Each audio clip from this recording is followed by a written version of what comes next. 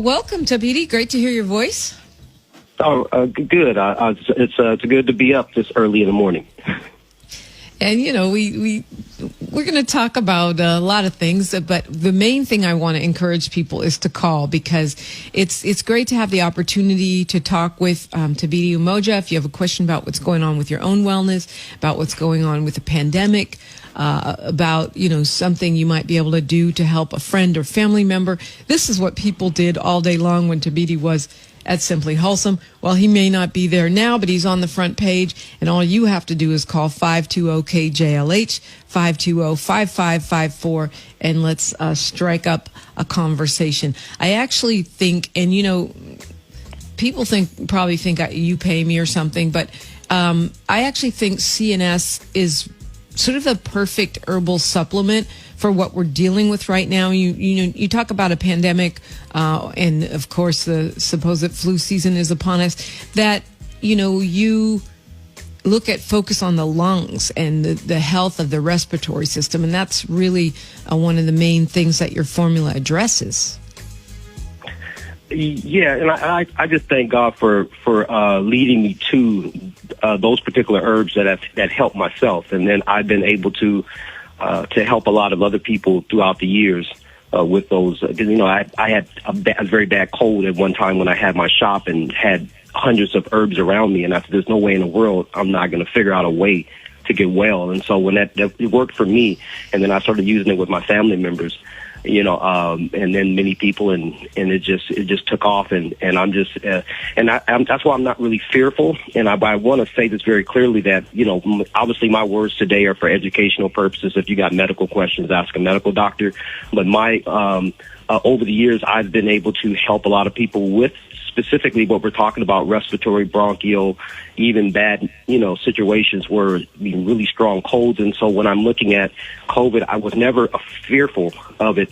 I think you should you take precautions for any type of flu season. I mean, I'm not going to belittle that scenario, but in reference to this, I'm not, I don't think that it's something that we should have shut down the whole country. That's just my opinion. Right. I mean, and that can be real political, and we can talk about that if y'all want to. And when I say supposed flu season, the only reason I say that is because I feel like there is constantly, I know more people get sick in the winter and during certain months, but I feel like there's constantly threats to our wellness and immune system. There's germs and cooties and diseases everywhere. And so one of the things, and not to belittle COVID either, I know people are dying and this is serious. I'm just saying that I feel like there's a fear cycle that comes with the flu season that I don't subscribe to, which is, okay, we're going to program you to say that to feel like you're going to get sick. Well, I've said this before. I mean, when we've done a show before in reference to the the studies, these peer reviewed articles, the Journal of Virology, matter of fact, November 11th, where you actually check the immune system of children that did not have the flu vaccine, and their body had already produced the particular antibodies to fight against that particular flu season. So my perspective is not just my perspective, but many people that come from a holistic standpoint realize that your body God gave us our immune system that is prepared for what we're dealing with, and this has always been. We've always known, and I teach science and health, and so it's something that I understand the immune system, and as far as your body produces antibodies for a particular antigen, it does that automatically. And so that's the whole race about the whole vaccine race. It's about developing a particular antibody to exciting the immune system to develop the antibodies to fight against a particular disease when your body already has that. And so I think that right. I don't want to get into a whole show about flu. We can, but I mean, I know that they say people who are compromised, like elders and kids, are the ones that should really be taking it, because maybe they don't have the kind of defenses that you're describing. Well. I mean, flu is totally directly related to, that issue related to COVID.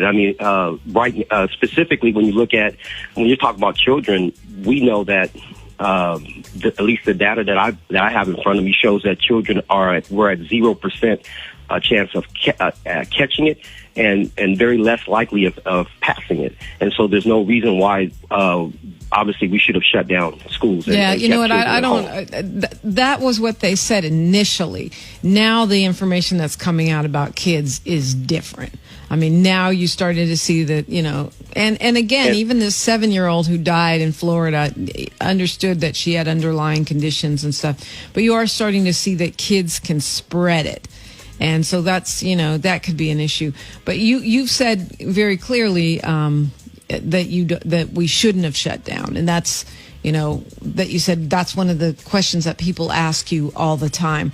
But is that fair for you to say? You're a vegetarian vegan, really, an herbalist. You're one of the people that's at the pinnacle of health in our country. Most people are not living the way that you're living. Do you think that's fair to say that, everyone else can walk the way you walk? Well, what I'm saying is I agree with those you can say health researchers and many doctors that have actually joined that situation where we should have just protected those that were higher at risk and not shut down the whole country. I think that we should have put our emphasis there.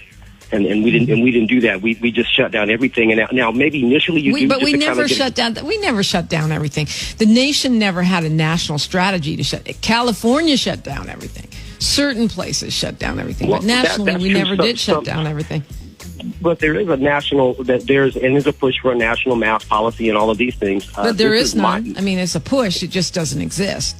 But my concern is that right now we stop living because of fear of death, and I've never seen this type of dynamic ever where this earth that God gave us to enjoy. Now we're going to walk around with masks for how long? It's really so I get a lot of calls for that. And we can go into that. As far as the effects of these masks on our body for long periods of time, for short periods of time, I understand why we need masks, and that can prevent particular ailments. But when it comes to the extended use of wearing these masks, they're causing a lot of issues that we could talk about if we have time.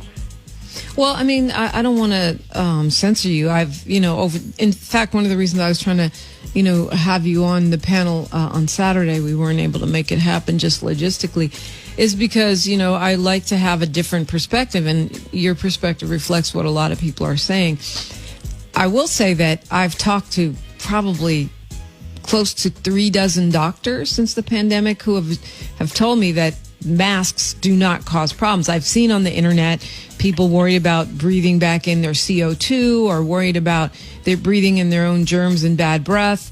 But, at the same time, you see emergency room doctors and others, physicians wearing masks all day as part of their job, and they don't die from it. They don't get sick from it. But Dominique, I don't think that they actually realize what's going on in as far as the effects of wearing them for long periods of time. I'm not saying that they shouldn't be worn, but I'm saying as far as long periods of time when you're rebreathing the carbon dioxide, because we know that when you breathe in oxygen, it nourishes your cells and your tissues. But then the byproduct that comes out is the carbon dioxide. But if we're rebreathing it, we know we got hypoxia, hypercapnia. Those are issues where we have lack of oxygen in our cells, and there's all kinds of things that that are related to that. We have shortness of breath, coughing, wheezing. It's all the things that you would deal with cold and sinus type issues. You're going to have those effects for a long period of time. Here's the thing, though: nobody's wearing an airtight mask. You're still getting oxygen in. It's not like you're only breathing in your own breath. You're limiting the amount that you should be getting. And I'm just saying that I understand for limited periods of time, because I've worn them. I've worked in the medical field, so I understand why, we have to wear them at certain times. But I'm saying this, like, for instance, we're talking about, being able to enjoy a Laker game or being able to go to a concert or do it. We're going to wear a mask the whole time. I see people running and working out with a mask on. It's not conducive to our health, and that's that. And I have the I have the data. I have not just the data, but I have the research on that. That it does the extended use of wearing the mask, and so somewhere down the line we have to figure it out, because this is not a way of living as far as us being afraid of each other. Antisocial has become normal. This is not the world that I envision. But, well, I feel like it's an adaptation for a period of time to get through a crisis. I don't feel like it's a new way of living, because clearly people crave human contact. I mean, right now people are doing the most. You saw Labor Day, everybody's out. People miss people. People like people. We know that human contact and human touch is a necessary health component. It's not an extra. It's something we need to survive. Remember the studies with the baby orangutans where the babies died because the ones in the control group that didn't have any touch from their mommies and families, they died. So I don't think this is permanent. But I hope. No, I just, people aren't going to do it. The minute that they feel that they cannot do it, they're not going to do it. And a lot of people aren't doing it now.